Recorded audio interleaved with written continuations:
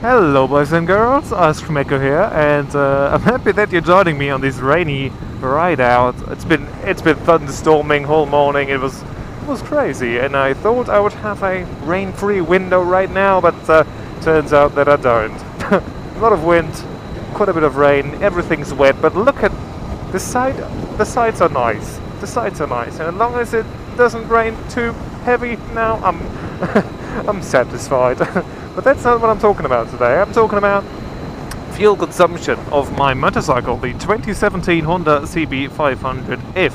And to take the elephant out of the room right away, 3.6 to 3.7 liters on 100 kilometers, almost entering scooter territory, with the ability of going 180 kilometers per hour in a heartbeat. And well, you are having two screenshots on screen right now. One is from 2017, the rest of 2017, from the time that I actually owned the bike, and the second one is from from 2018 so far. You know, just to give you a bit of an idea how much I have to refuel, how much I pay, and it's giving you a pretty accurate reading of what the bike actually, you know, what its thirst is like. Because it's not thirsty. Emma here is not thirsty at all. I was very pleasantly surprised, to be honest, about how little she actually takes. But then again, I am not riding like an absolute maniac, usually. This is usually what I do. When there's 70, 6th gear, you know, 3000 RPM. I ride on the Autobahn at 115 kilometers per hour, usually, because to be honest, I don't find it fun to ride any quicker for longer periods of time, because it's a naked bike and there's just too much wind, as if I really wanted to, you know, go a lot quicker for quite a longer amount of time. It's 115, 120, that's the max I usually go, that's what I'm comfortable at. Well, comfortable, quote unquote comfortable. It's not comfortable, but it's bearable quite nicely, so it isn't that big of a problem.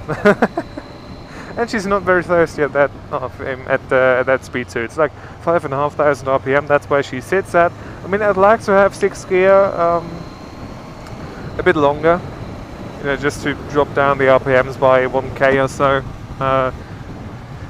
But I don't know. It works as it is right now. It doesn't take too much fuel, so I wouldn't have really that much of a fuel consumption decrease regarding that, so whatever, I just keep it stock, whatever. Who cares? Who cares? I mean, 1st gear, I can go vertical.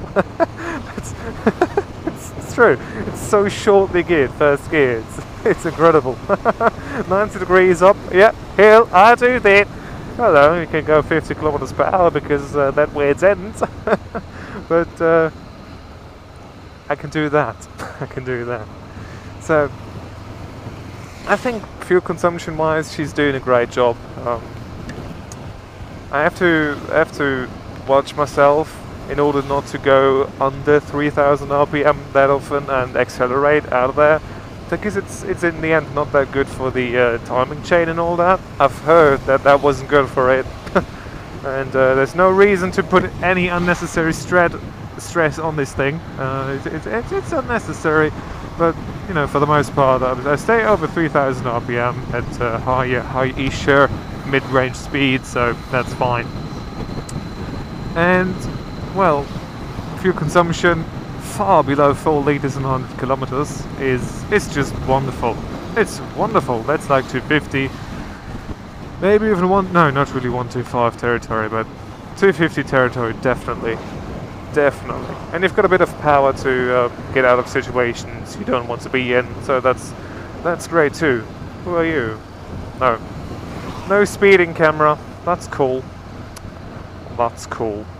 Anyways, I think that's it for today. There's not much I want to talk about anymore. I've said everything I wanted to say.